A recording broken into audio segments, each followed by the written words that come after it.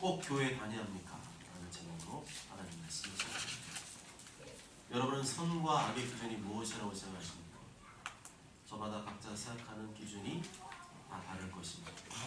그러나 우리가 분명히 알아야 될 것은 선과 악의 기준은 내가 아니라는 겁니다. 초등학교 선생님이 어느 날 학생들에게 글을 써오라고 했어요. 아이들이 자기 딴에는 잘 쓰다고 생각하고 선생님께 제출을 했습니다. 그런데 점수를 받아보니까 자기가 예상한 점수보다 못한 점수가 나와서 실망을 했습니다. 그 이유가 무엇일까요? 점수를 채점하는 기준은 학생에게 있는 것이 아니라 선생님에게 있기 때문이죠. 선생님이 보기에 잘 썼으면 점수가 잘 나오는 것이고 선생님 보기에 못 썼으면 점수가 안 나오는 것입니다. 어린 학생이 스스로 아무리 잘했다고 우쭐거려도 선생님 봤을 때 못 썼으면 못 쓴 겁니다. 선과 악의 기준도 그와 같습니다. 선하다, 악하다 채점하는 기준은 하나님께 있습니다. 왜냐하면 우주 만물을 만드신 분도 하나님이시고 우리 인간을 만드신 분도 하나님이시기 때문입니다. 여러분은 인간의 양심을 믿습니까? 인간의 양심을 얼마나 믿습니까? 근데 그 양심이 얼마나 믿을 만합니까? 가게에 가면 사장님이 이런 말을 하시곤 하죠. 아이고 이렇게 팔면 한 푼도 안 남는디. 이거 완전 미치는 장사지. 아이고 오늘 장사 끝났네. 여러분 그 말을 믿으십니까? 나이 많으신 어르신이 이런 말을 합니다. 에이 늙으면 빨리 죽어야지. 오래 살아서 버텨. 그러면 못 써. 그러면서 열심히 운동을 하고 약도 꼬박꼬박 챙겨 드시지 않습니까? 여러분은 그 말을 믿으십니까? 어떤 시집 안 간 노처녀가 이런 말을 합니다. 나는 죽어도 시집 안 갈 거예요. 그러면서 뭐합니까? 간헐적 단식하고 다이어트하고 예쁘게 화장을 하고 차려입습니다. 여러분은 그 말을 믿으십니까? 아무도 안 믿죠. 인간의 양심이 그와 같습니다. 인간의 양심도 때를 따라서 변합니다. 내가 굶어 죽을 판이 되면 양심이고 뭐고 있을까요? 내가 굶어 죽겠는데 양심이고 뭐고 있을 것 같아요? 지금 우리나라 전쟁 나면 여러분들 양심 있을 것 같아요?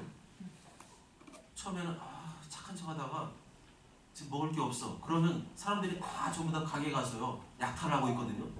여러분 같으면 어떨 것 같습니까? 애가 막 울고 있고요. 먹을 게 하나도 없고요. 굶어 죽을 것 같아요. 여러분 어떨 것 같습니까?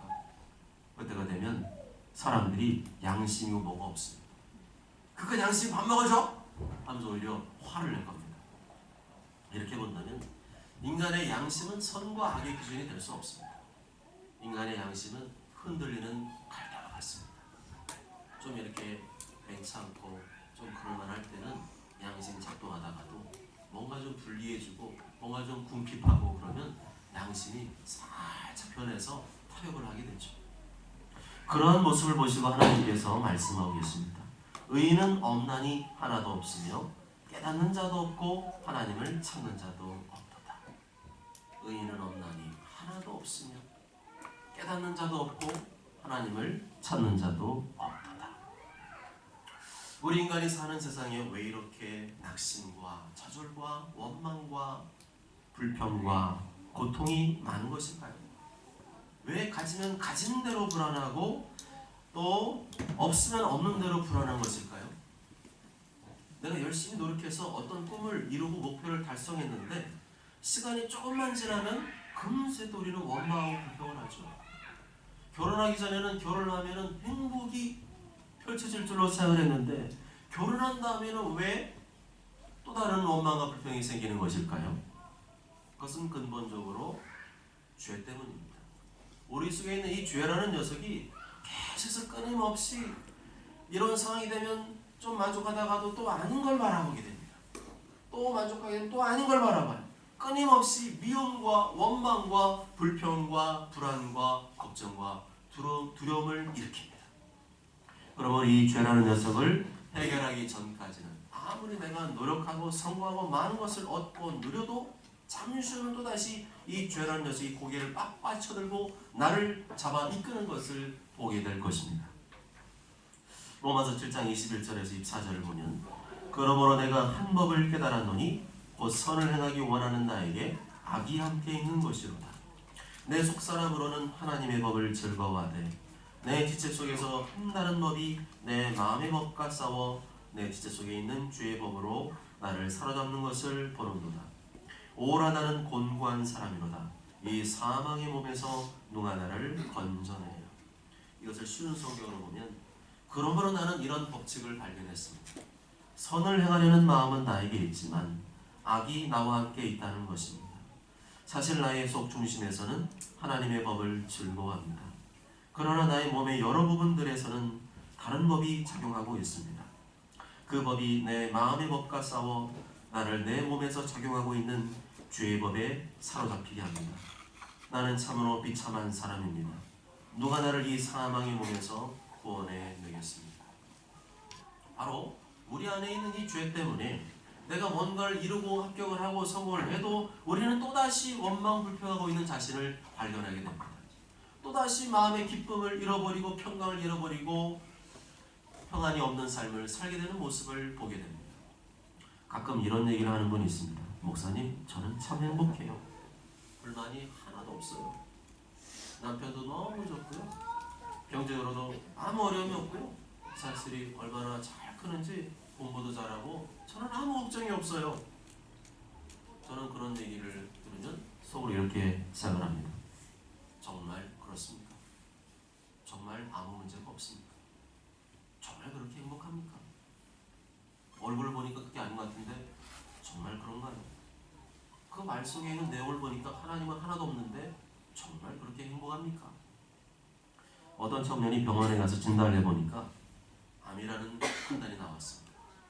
그 청년은 굉장히 똑똑하고 또 장래가 촉망되는 엘리트 청년이었습니다. 그리고 결혼을 앞두고 애인도 있었습니다. 게다가 그의 나이는 29살에 불과했습니다.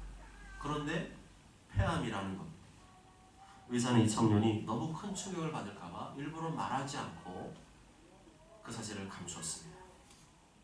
그거는 몸 안에 종기가 있어 그런 건데 그것만 떼어내면 이제는 다 나을 겁니다. 어느 목사님이 이 청년을 위로해주기 위해 병원에 찾아갔습니다. 그 청년의 얼굴을 보니까 얼굴이 싱글벙글하면서 이제는 자기는 일주일이면 태어난다고 너무너무 좋아하는 것이었어요. 그리고 목사님, 저는 앞으로 이제 결혼할 거고요. 그 다음에 조그만 사업도 할 거고요. 앞으로 자기의 계획과 포부를 막 늘어놓는 것이었습니다. 그런데 그 말을 듣는 목사님의 마음이 그렇게 서글프고 안타까울 수가 없었다고 합니다. 우리도 똑같습니다. 우리는 죄 때문에 죽음을 안고 사는 사람입니다. 우리는 죄 때문에 하나님의 무서운 심판을 기다리고 있습니다. 그런데 그것도 모른 채 올해는 뭘 하고 내년엔 뭘 하고 그렇게 신나게 떠들고 얘기하고 있습니다. 그런데 이런 모습은 마치 암에 걸렸는데도 자기가 암에 걸린지도 모르고 이제는 다 나아서 곧 태어날 것이라고 큰 소리치는 청년과 다를 바가 없는 것입니다. 아닙니다. 내가 생각하기에 내가 누구인지가 아니라 내가 하나님 앞에서 어떤 존재인지를 똑바로 쳐다봐야 됩니다. 성경 말씀 안에서 내가 누구인지를 똑바로 쳐다봐야 됩니다. 오늘 27절 말씀 보면 그런즉 자랑할 때가 어디냐? 있을 수가 없느니라. 무슨 법으로냐? 행위로냐? 아니라 오직 믿음의 법으로니라 말씀합니다. 완전하시고 완벽하시고 전능하신 하나님 앞에서 우리 인간은 아무것도 잘할 것이 없다는 겁니다. 이것은 마치 초등학생이 대학생 앞에서 나 100점 받았어 하고 자랑하는 것과 다를 바가 없는 거죠. 성경은 우리 인간의 실체가 무엇인지를 폭로하고 있습니다. 그것은 바로 인간은 모두 다 죄인이라는 것입니다. 거룩하시고 의로우신 하나님 앞에만 서면 모든 인간은 자기 자신이 죄인임을 깨닫게 되는 것입니다. 여러분 혹시 지금 나는 그래도 나쁜 짓 하지 않고 착하게 살고 있으니까 나는 죄인이 아니야 라고 생각하십니까? 나는 어려운 사람도 도와주고 착한 일도 많이 하니까 나는 그런 죄인이 아니야 라고 생각하십니까? 촛불이 태양 앞에 서면 촛불이 자기 자신이 얼마나 초라하게 느껴질 줄 아십니까? 그런 것처럼 내가 그렇게 착하게 살았다는 것이 완전하시고 거룩하신 하나님 앞에서는 무슨 의미가 있을까요? 어두운 밤에는 촛불이 의미가 있는 것이지 태양이 떠오르면 촛불은 아무런 의미가 없는 것입니다. 하나님이 없다고 생각하는 사람에게는 자신이 착한 일을 하고 어려운 사람을 도와준 일이 의미가 있는지 모르지만 하나님이라는 거룩하시고 의로우신 존재 앞에서는 내가 죄인으로서 약간 선하게 산 것일 뿐이지 자기가 죄인이라는 사실은 변하지 않는 것입니다. 불교에서 말하는 것처럼 정진수양을 하고 수없이 불상에 엎드려 참배를 한다고 해서 석가모니가 될 군락에 들어갑니다. 인간 스스로 선을 하고 노력을 한다고 해서 죄가 사라진다면 얼마나 좋겠습니까마는 그런 일은 없습니다. 그러면 죄가 뭡니까? 죄는 크게 세 가지로 분류가 됩니다. 첫째는 우리가 태어날 때부터 물려받은 아담의 죄입니다. 아담이 지은 그 죄의 속성, 죄성이 그대로 우리 안에 들어와 있는데 이게 바로 신학에서는 원죄라고 합니다. 원래부터 태어날 때부터 가지고 있는 죄, 가지고 태어나는 죄를 말합니다. 둘째는 이 원죄 때문에 생기는 부패한 마음입니다. 인간에게는 선한 마음만 있는 게 아니고 악한 마음도 있습니다. 하나님을 섬기기보다 자기 자신을 섬기고 자기 자신을 만족시키려는 마음이 있습니다. 이런 악한 마음에 생겨나는 모든 생각과 말과 행동이 다 죄입니다. 이것을 가르쳐 신학에서는 자기가 그렇게 지은 죄이기 때문에 자범죄라고 말합니다. 세 번째는 하나님께서 예수님을 보내셔서 그를 믿으면 죄 용서받고 영생을 얻을 수 있다고 알려주셨는데 그것을 믿지 않는 겁니다. 이것이 바로 세 번째 죄입니다. 우리 다시 한번 이 죄에 대해서 한번 좀 생각을 해보실까요? 따라해 보십니다. 첫째로 원죄, 둘째로 자범죄, 셋째로 예수님 믿지 않는 죄. 원죄, 자범죄, 예수님을 믿지 않는 죄. 여기 안에 걸리지 않는 사람은 아무도 없습니다. 어느 환자가 병원에 갔는데 의사가 이런저런 약을 3개월간 지어서 먹으라고 처방을 내렸습니다. 그런데 환자가 약값이 너무 비싸가지고 그 일반 약국이 안 가고 돌팔이 약사를 찾아갔습니다. 그래서 싸게 처방을 받아서 먹었어요. 그런데 3개월이 지났더니 완전히 이 사람이 죽을 상태가 되어가지고 다시 그 의사에게 찾아갔습니다. 그랬더니 그 의사가 환자를 보고 화가 나겠습니까? 화가 안 나겠습니까? 당연히 화가 나죠. 여보세요 선생님, 왜 제가 처방한 대로 약을 먹지 않았습니까?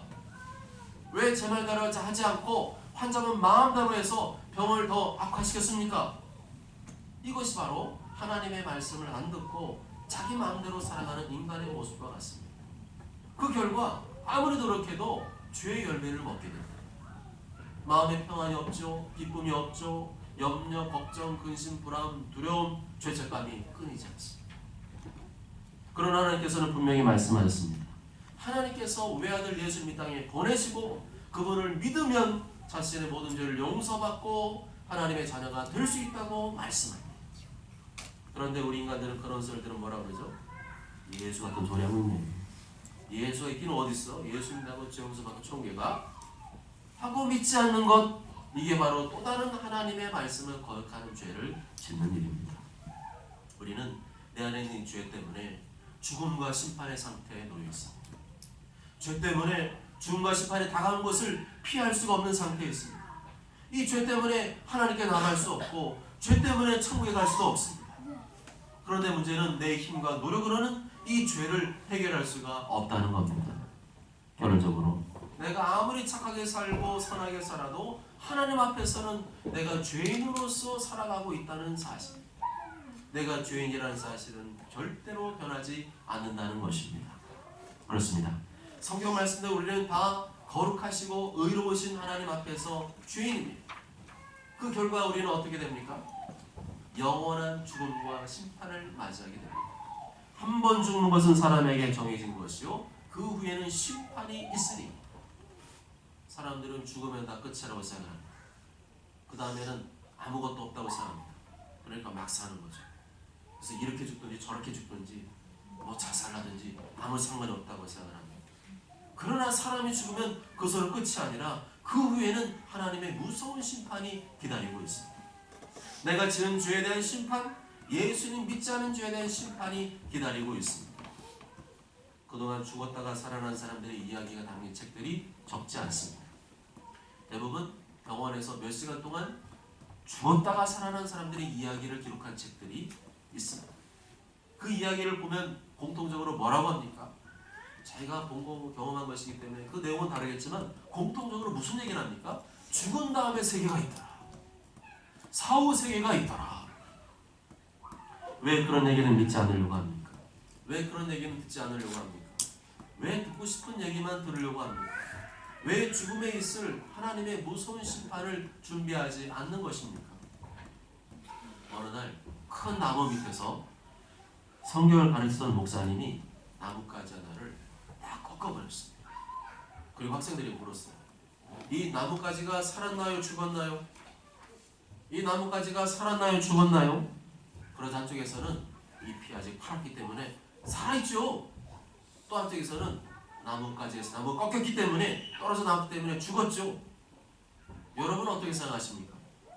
이 나무에서 꺾인 나뭇가지 살았습니까? 죽었습니까? 성경에서는 두 가지 죽음에 대해서 말씀합니다. 성경은 육체의 죽음뿐만 아니라 영적인 죽음에 대해 말씀합니다. 영적으로 죽었다는 것은 인간을 창조하신 하나님과 관계가 끊어져 있다는 거죠. 마치 나뭇가지가 나무 기둥에서 꺾여진 상태와 같습니다. 겉으로 볼 때는 어때요? 잎사귀가 새파랗기 때문에 살아있는 것처럼 보이지만 잠시 후면 그 잎은 시들시들해지고 나중에는 완전히 말라 비틀어지게 될 겁니다. 인간이 바로 그런 상태에 있습니다. 인간은 본래 죽지 않는 존재로 지음을 받았는데 인간이 범죄함으로 말미암아 죄가 들어오고 죄가 들어온 결과 죽음이 들어왔고 죽음이 들어오고 심판이 들어왔습니다. 그리고 하나님과의 관계가 끊어지게 되었습니다. 이것을 가리켜 영적인 죽음, 영적으로 죽은 상태라고 말합니다. 사람들이 아담이 물려준 죄로 인해 하나님과 끊어진 상태로 태어납니다. 하나님을 모르는 상태로 태어납니다. 그래도 내 몸이 살아있으니까 자기는 살아있다고 주장을 합니다. 그러나 인간의 수명은 영원하지 않습니다. 90에서 100년입니다. 점점 머리카락은 백발이 되어갑니다. 주름이 많아집니다. 피부가 쭈글쭈글해집니다. 마침내 수명이 닿으면 죽게 됩니다. 이것을 육신의 정리라고 하죠. 하나님이 정하신 겁니다. 그런데 또 다른 죽음이 있다고 말씀합니다. 나뭇가지가 노랗게 다 완전히 말라 비틀어지면 누가 그것을 주워갑니까? 농부가 그것을 보고 잘 말랐네 하고 땔감으로 쓰듯이 인간이 아닌 다른 존재가 와서 우리의 영혼을 데려갑니다. 만약 내가 예수님 믿지 않고 예수님을 따르지 않고 죽으면 천사가 올까요? 마귀가 올까요? 마귀가 오죠. 마귀가 와서 내 영혼을 지옥으로 끌고 갑니다. 지옥은 곧 심판을 의미합니다. 한 번 죽는 것은 사람에게 정해진 것이요 그 후에는 심판이 있습니다. 한 번 저기 끌려가면 다시는 그곳에서 나올 수가 없습니다. 가족이나 친척이나 이웃들이 그토록 예수님 믿어 천국 간다고 그렇게 수도 없이 말해줬지만 끝끝내 예수님 고백했기 때문에 지옥에서 자신이 지은 모든 죄값을 치르게 되는 것입니다. 그걸 모든 인간은 육신적으로는 살아있지만 영적으로는 죽어있는 사람, 영적으로는 죽음과 멸망과 심판이 기다리고 있습니다. 그렇다면 지금 나의 가장 절실한 문제는 무엇입니까? 나의 죄를 용서받고 구원받는 것입니다. 지옥에 떨어지지 않고 영원한 천국에 이르는 것입니다. 고린도서 6장 2절에 이렇게 말씀합니다. 이르시되 내가 은혜 베풀 때 너에게 듣고 구원의 날에 너를 도왔다 하셨으니 보라 지금은 은혜 받을 만한 때요 보라 지금은 구원의 날이로다. 보라 지금은 은혜 받을 만한 때요 지금은 구원의 날이로다. 여러분의 지금 오늘 이 자리에 와서 저의 설교를 듣고 있는 것이 하나님의 은혜입니다. 아멘. 저의 설교를 통해 예수님 믿고 받아들이라는 말씀을 듣는 것이 하나님의 은혜입니다. 아멘. 하나님께서 지금 여러분을 부르고 계십니다. 아멘. 나의 죄를 용서받고 영원한 천국에 이르도록 부르고 계십니다. 아멘. 나의 죄를 대신하여 십자가에 달려 죽으신 예수님, 나의 부활과 영생에 다시 부활하신 예수님 믿으라고 부르고 계십니다. 아멘. 사랑하는 여러분, 시저 보르기와라는 사람이 마지막 임종 때에 이런 말을 했다고 합니다. 나는 일생 동안 다른 것을 다 준비했는데 막상 임종을 앞에 두고 보니 죽음의 준비를 전혀 하지 않았구나. 아, 나는 준비 없이 죽는구나. 비참한 이야기죠. 죽은 다음에는 기회가 없습니다. 죽은 다음에는 무서운 심판이 기다리고 있습니다. 지금이 기회입니다.